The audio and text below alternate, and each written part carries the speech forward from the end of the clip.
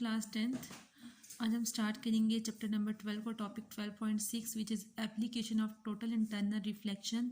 कि total internal reflection की application कौन कौन सी हैं। सबसे फर्स्ट जो मेरे पास है वो टोटली इंटरनल रिफ्लेक्टिव प्रिज्म है। हमारे नाम से जाहिर है कि हमारे पास जो भी प्रोसेस हो रहा होगा, जो भी इंसिडेंट रे जा रही होगी, वो टकराने के बाद अगेन वो फर्स्ट मीडियम में वापस आ जाएगी। अब सबसे पहली एग्जांपल है वो मेरे पास रिफ्लेक्टिव प्रिज्म।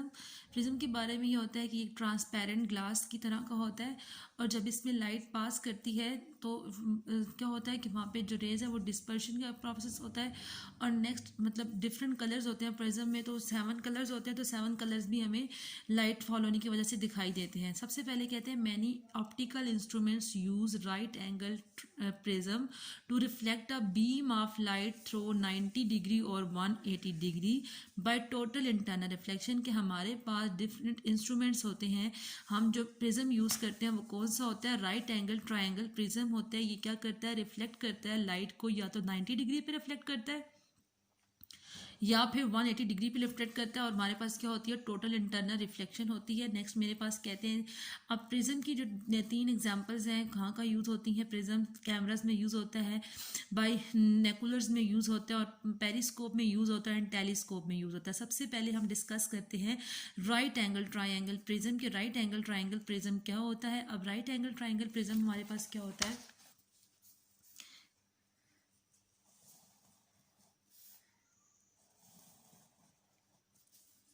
ये मेरे पास एक राइट एंगल ट्रायंगल प्रिज्म है। आपको पता है राइट एंगल ट्रायंगल प्रिज्म में एक एंगल कौन सा होगा, 90 का होगा, और बाकी रिमेनिंग क्या होते हैं, 45 के होते हैं।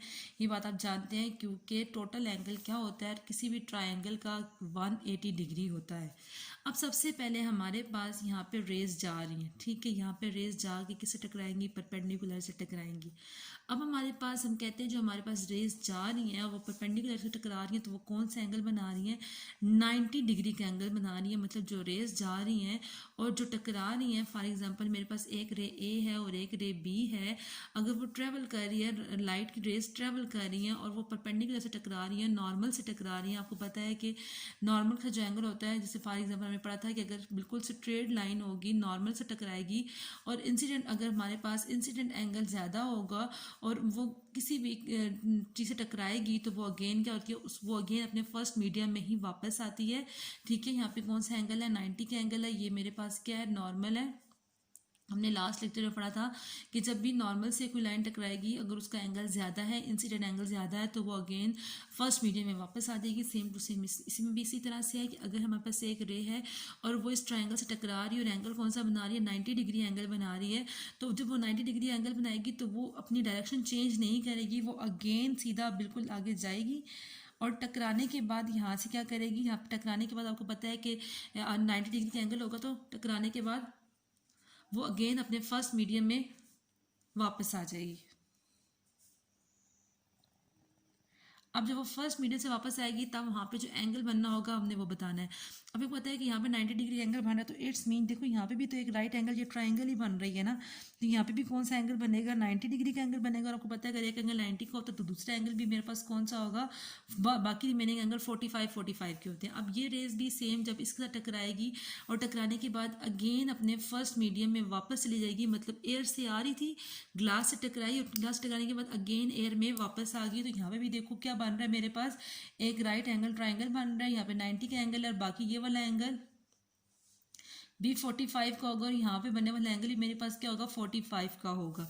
ठीक है, तो अब यहाँ पे हमारे पास कहते हैं कि ये मेरे पास राइट एंगल ट्रायंगल प्रिज्म की एग्जांपल है कि अगर कोई रे 90 के एंगल से आ रही है तो वो टकराने के बाद अगेन अपने फर्स्ट मीडियम में क्या आ जाती है, वापस आ जाती है। तो यहाँ पे सेम टू सेम ऐसा ही लिखा हुआ है। कहते हैं one of the angles of a right angle prism is 90 degree. कि राइट एंगल प्रिज्म में जो एक एंगल होता है वो क्या होता है, 90 डिग्री होता है। उसके नेम से जाहिर है राइट एंगल प्रिज्म है।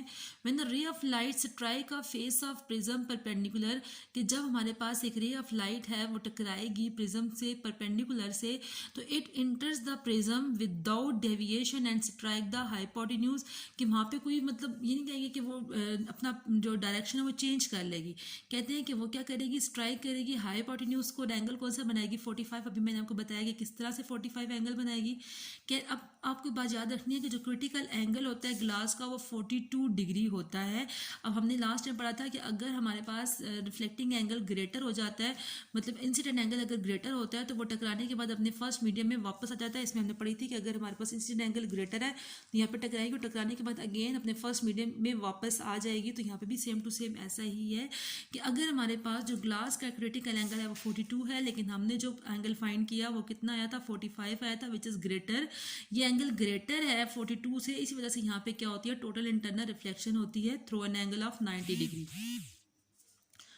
नेक्स्ट कहते हैं two such prism are used in periscope. ये पेरिस्कोप में होते हैं। पेरिस्कोप में है कि अगर हमने अंडर वाटर वाटर के अंदर से हमने कोई चीज़ देखना है कि बाहर क्या हो रहा है, तो हम क्या यूज़ करते हैं, पेरिस्कोप यूज़ करते हैं। और पेरिस्कोप हम किस तरह से यूज़ करते हैं, पेरिस्कोप हमारे पास इस तरह से होता है,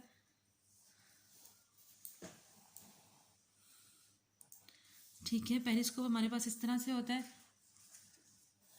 ये क्या करेगी, ये पेरिस्कोप है। अब यहाँ से हमने वाटर के अंदर से देखना है कि बाहर क्या हो रहा है। तो अब यहाँ से सबसे पहले क्योंकि रोशनी की लाइट आएगी तभी तो ये प्रोसेस होगा। यहाँ पे दो प्रिज्म लगे हुए होते हैं, इधर भी लगा हुआ होता है, इधर भी प्रिज्म, मतलब इसके अंदर ना दो राइट एंगल ट्रायंगल, ये प्रिज्म नहीं है, इसके अंदर दो right angle triangle prism use हो रहे होते हैं, ठीक है। फॉर एग्जाम्पल कैसे,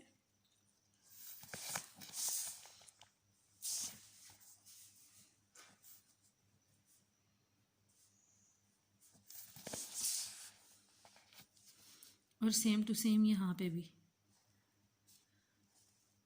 अच्छा, यहाँ पे कोई पर्सन खड़ा हुआ है जो हमने देखना है, रोशनी की लाइट से फॉल करेगी।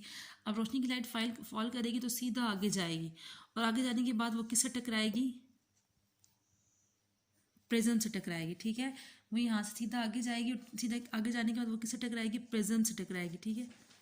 यहाँ पे मैंने क्लियर डायग्राम बनाई हुई है कि यहाँ से लाइट आ रही है, और लाइट आने के बाद वो किससे टकराएगी, प्रिज्म से। और प्रिज्म से किस एंगल पर टकराएगी, 90 से। आपको पता है कि आपने पढ़ा था 90 एंगल से जो भी टकराती है तो वो अगेन हाइपोटेन्यूज टकराने के बाद वापस आती है, और एंगल कौन सा बनाती है, 45 का बनाती है। जब एंगल 45 का बनाती है तो आपको पता है कि वो क्रिटिकल एंगल 42 से क्या है, ग्रेटर है, तो वो क्या हो जाएगी, रिफ्लेक्ट होगी। रिफ्लेक्ट होने के बाद नीचे आएगी, यहाँ पे फिर परपेंडिकुलर से टकराएगी। तो फिर अगेन वो यहाँ पे एक मेरे पास ये राइट एंगल ट्रायंगल बनी, यहाँ से भी अगेन 45 पर टकराएगी। तो यहाँ से आ रही है, यहाँ से टकराने के बाद अगेन वो अपने फर्स्ट मीडियम में क्या चली जाएगी, वापस चली जाएगी। तो हम इजीली हम इसका प्रोसेस देख सकते हैं।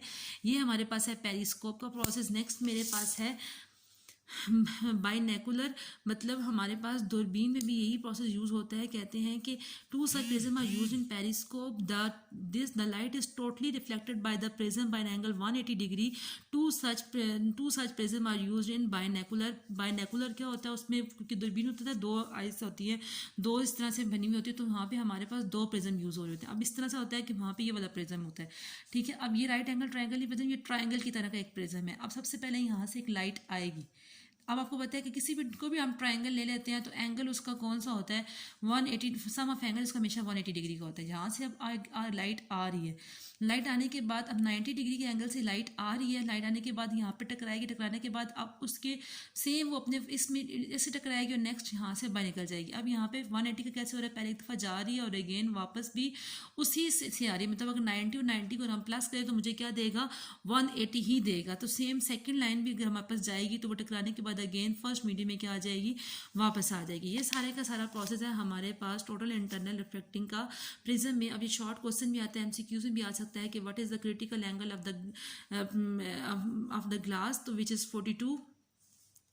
और हमारे पास ये लॉन्ग क्वेश्चन भी आ जाता है, शॉर्ट क्वेश्चन में भी हमारे पास ये क्वेश्चन पूछा जा सकता है। अब इस लेक्चर में अगर आपको कोई इशू तो आप मुझसे डिस्कस कर सकते हैं। नेक्स्ट लेक्चर में इंशाल्लाह हम ऑप्टिकल फाइबर पढ़ेंगे। ओके क्लास, अल्लाह हाफिज़।